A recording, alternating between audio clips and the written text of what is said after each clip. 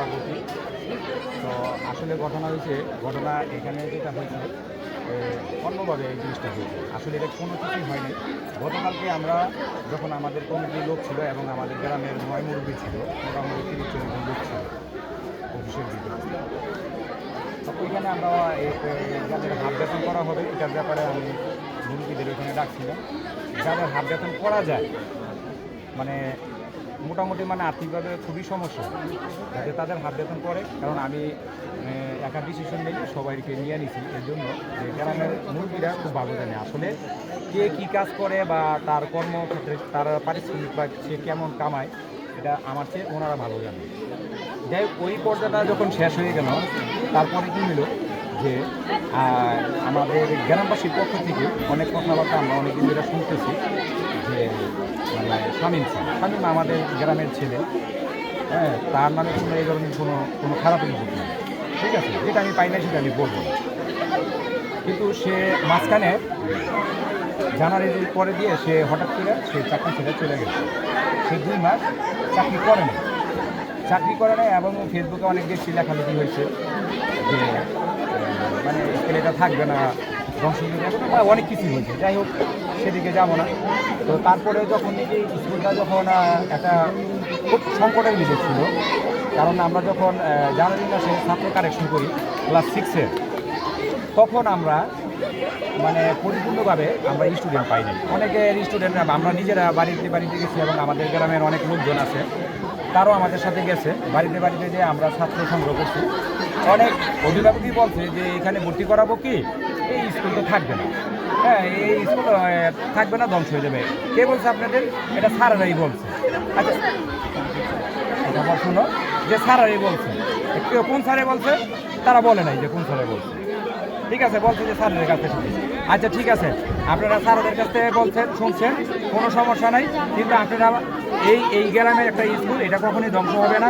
আমি যদি না থাকি আরেকজন আসবে আমার জায়গায়, আরেকজন না থাকলে আরেকজন আসবে, কিন্তু স্কুল কখনো ধ্বংস হবে না, ঠিক আছে। আপনারা দয়া করে আপনাদের ছেলে মেয়েদেরকে স্কুলে দেন, এরা ভর্তি হোক, স্কুলটা ভালো।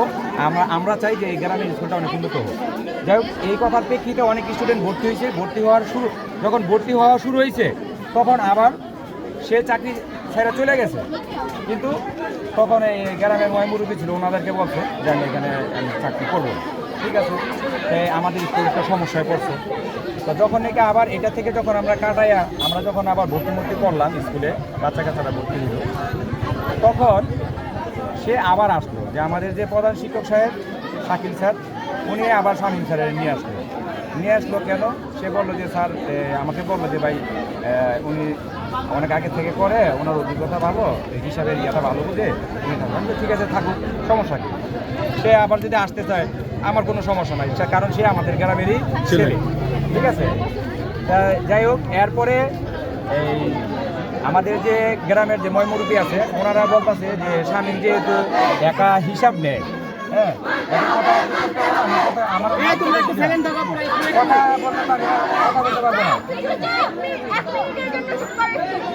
তোমরা কি কথা বলতে দিবা? চুপ করতে বলা,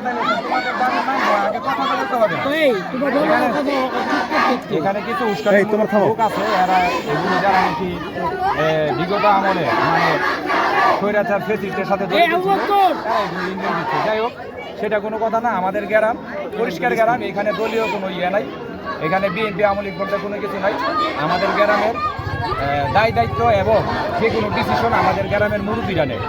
যাক, আমি যে কথাটা বলতে চাইছিলাম, ওদেরকে চুপ করতে বলে না, কথা বলতে পারছেন।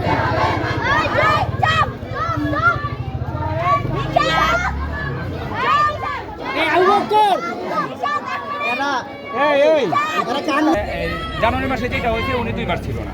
যাই হোক, এখন মুরব্বীরা আমাদের গ্রামের যারা আছে তারা বলতেছে যে উনি যেহেতু হঠাৎ করে 2 মাস আগে চলে গেছিল, আবার যেহেতু আবার আসছে, তাহলে এক কাজ করো, কারণ আমাদের উনি চলে গেলে তো আমার স্কুলের সমস্যা হয়ে যাবে, কারণ হিসাব নিকাশের সমস্যা হয়, ওনার সাথে আরেকজনকে দেওয়া হোক, ঠিক আছে।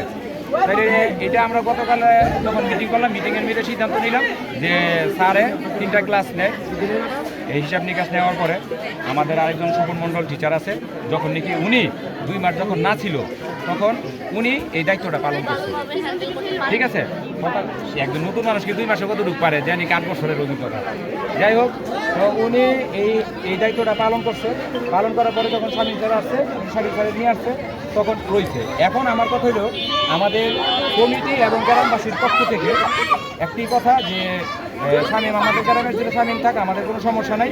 হ্যাঁ, শামীম ক্লাসও নিব, হিসাব নিকাশও করবো, সাথে স্বপন স্যারের অ্যাড করা হবে যে সহকারী হিসাবে, যে এখানে মানে হিসাবের ক্ষেত্রে দুজনেই যাতে হিসাবটা নিতে পারে। ঠিক আছে, কারণ এও শিখুক যাতে হঠাৎ করে যদি আবার সে যদি কখনো চাকরি ছেড়ে চলে যায়, যাতে আমাদের স্কুলের যাতে সমস্যা না হয়, এই সিদ্ধান্তে নিয়ে এই কাজটা করা হয়েছে। মানে ওনাকে তো স্কুল থেকে অব্যাহতি দেওয়া হয় নাই, স্কুল থেকে চাকরিচ্যুত করা হয় নাই, কোনো কিছু করা হয় নাই। যাই হোক, এইটা আমার এখানে যারা ছোটো ছোটো এই ছেলেমেয়েরা আছে স্কুলের স্টুডেন্ট, এরা এই রাস্তা পর্যন্ত আসছে, আমাকে যদি ওইখানেই যদি বলতো এটা ওইখানে সমাধান হয়ে যেত। তো যাই হোক, এইটা কোনো, কারণ শামীম আমাদের গ্রামের ছেলে, শামীমের কোনো এমনি রিপোর্ট নাই, কিন্তু আমাদের স্কুলের স্বার্থে, আমরা গ্রামের স্বার্থে আমরা ওই শামীমের সাথে একজন সহকারী হিসেবে হিসাব নিকাশের জন্য দিছি। এখন দুজন দেওয়াতে কি ওনাদের কি কোনো সমস্যা, এটা আপনাদের কাছে আমার একটা প্রশ্ন থেকে যাচ্ছে। আপনি কিভাবে দেখছেন এটা কেন হচ্ছে যে ছেলেরা এখন দাঁড়িয়ে গেল কেন? এটা আমি নিজেও জানি না। এটা আমার স্যার কিছুক্ষণ আগে ফোন দিল যে স্যার এই ম্যাডামরা তো কর্মবিরতি দিচ্ছে, আপনি একটু এখানে আসেন। আমি বললাম যে ঠিক আছে, আমি আসতেছি।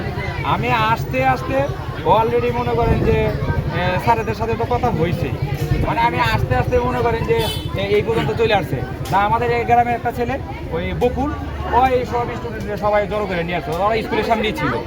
আমরা ঠিক আছে, আচ্ছা আমার কথা শোনো, কথা বলতে দাও, কথা বলি নাই। হ্যাঁ, আচ্ছা, এখন এইখানে নিয়ে আসছে, তো এইটা আমরা ওইখানে সমাধান করতে চাইছিলাম। এখন ওনারা যেটা দাবি করছে, যৌক্তিক দাবি করছে, কোনো সমস্যা নাই। শামীম যদি হিসাব নিকাশে থাকে আমাদের তো কোনো সমস্যা না, কিন্তু আমি শামীমের সাথে আরেকজন আমি দিবই। আমাকে যদি তারা রাখবো, হিসাবের বিষয়, ঠিক আছে। আবার আমার কথা শোনো, না যদি দরকার মনে হয় যে শামীমেই মেইন থাকবে, মানে সহকারে ওই স্বপন মণ্ডল স্যার থাকবে। যেমন আমরা স্বপন মণ্ডল স্যারকে রাখছিলাম মেন, সহকারী রাখছিলাম মানে শামীম স্যারের, কারণ স্বপন মণ্ডল এটা পারে না, এর জন্য যে ওরা সহযোগিতার জন্য যে স্যার আপনি এটা ভালো পারেন, শামীম স্যার আপনি এটা স্যারের দেখাই দিন, শিখাই দেন, দুজনে মিলজিল করে এটা পড়ে। ঠিক আছে, যাতে কারো সমস্যা হলে যাতে একজন দিয়ে স্কুলটা চলে, যাতে স্কুলটা বন্ধ না হয়, যাতে আমাদের গ্রামের সমস্যা না হয়, যাতে এই ছোটো ছোটো ছেলে মেয়েদের সমস্যা না হয়, এছাড়া আর এমনি আদারওয়াইজ আর কোনো কিছু না। আর কারণ আরেকটা কথা আমি বলি, এটা আপনারা হয়তো এখানে অনেকেই আছে, অনেকে জানে, আমাদের স্কুলের জমি নিয়ে একটা ঝামেলা আছে। জমি নিয়ে ঝামেলা আছে দীর্ঘ 16 বছরে। স্কুলে এখানে অনেক মিটিং হয়েছে, হয়েছে, মুরব্বীদের কাছ থেকে অনেকে শুনছি টাকা পয়সা দিছে। কেউ 2 লাখ, 5 লাখ, 10 লাখ, 20 লাখ টাকা পর্যন্ত এরকম দিছে, কিন্তু জায়গা কিন্তু কিনা হয়নি। তো আমি যখন প্রথমে স্কুলে করছি, তখন আমি নিজে লাইভে যাই আমি বলছি আমাকে হেয়ার স্যার এবং শামীম স্যার দুজনই হিসাব দিয়েছে, কিন্তু আমি হিসাবে কোনো টাকা পয়সা পাইনি। আমি 13,13,000 টাকা পাইছি, ওনারা আমার 13,18,000 খরচ দেখাইছে, আমার কাছে কাগজ সহ সব কিছুই আছে। তাইলে ওইটা যখন আমি করছি তখন বেলা আমার দোষ হয়ে গেছে। তাহলে আমি যদি স্কুলে যাই বসি, তাহলে স্কুলের কি টাকা পয়সা আছে না আছে আমি দেখে বসবো না? অবশ্যই দেখে বসবো না। আমি যদি স্কুলের এখন অ্যাকাউন্টে কত আছে না আছে আমি যদি এখানে না বসি, তাহলে 2 দিন পরে তো সবাই বলবে এবং গ্রামবাসী আমাকে বলবে যে আপনি এই টাকাগুলো মেরে দিচ্ছেন, কারণ এখানে 1 থেকে 1.5 কোটি টাকা ছিল, কিন্তু আমি কোনো টাকা পাই না। এটা আমি লাইভে যা সবাইকে বলে দিচ্ছি যে স্কুলের মধ্যে কোনো টাকা পয়সা নাই, একবারে ব্যালেন্স জিরো আছে। ঠিক আছে, তো এখন স্কুলের ক্ষেত্র, স্কুলের যে হিসাব কিতাব আছে, এখানে কারো কোনো সন্দেহের কোনো পার্থক্য নাই, কাউকে আমি সন্দেহ করি না। কিন্তু আমার কথা হচ্ছে একজনের সাথে আরেকজনের হিসাবে থাকলে এখানে সমস্যাটা কোথায়, আমি এই সমস্যাটাই বুঝলাম না যে কেন এই বাচ্চাদের, এই ছেলে মেয়েদেরকে যে এইভাবে করলো, হ্যাঁ রাস্তায় যে এরা কেন আসলো, এটা আমার মাথায় খেলো না। কারা এটা বাইরে থেকে আমরা শুনতে পাচ্ছি যে এটার পিছনে নিষিদ্ধ ছাত্রলীগের যে নেতা, তাদের উস্কানিমূলক কথা আছে, আপনি এই বিষয়ে কি বলবেন? আমি আসলে ওনারা এখন নিষিদ্ধ, আমি ওনাদের ব্যাপারে কোনো কথা বলতে চাই না, কিন্তু আমার সবার আগে আমার গ্রামের মানুষ এবং আমার গ্রামের যে স্কুলের ছাত্রছাত্রী আছে তারা হচ্ছে লেগে আমার প্রাণ, কারণ আমি এই গ্রামের সন্তান। আমি চাবো না আমার স্কুলের কোনো ক্ষয়ক্ষতি হোক, আর আমি এটাও চাই যে কোনো বাইরে থেকে কেউ উস্কানি দিয়ে কোনো এখানে দুর্বৃত্ত সৃষ্টি করবে এটা আমরা চাই না। ওনাদের যে দাবি, ওনারা আমার সাথে আসুক স্কুলে, আমি ইনশাল্লাহ ওনাদের দাবি রাখবো, কোনো সমস্যা নাই। আমার সাথে সবাই আসো, আমি দরকার স্কুলে যাবো, তোমরা আমাদের সাথে থাকবো। এখান থেকে ছাত্রদের পক্ষ থেকে একজন কথা বলবে। তোমরা চাচ্ছ কি, চাও কি? আমি আগে এই কথাটা বলি। তোমরা কি চাও এটা বলো। কি চাও শুধু এটা বললে হবে। তোমরা এখন কি চাইতেছো এটা বলো। কি চাইছো সমাধান?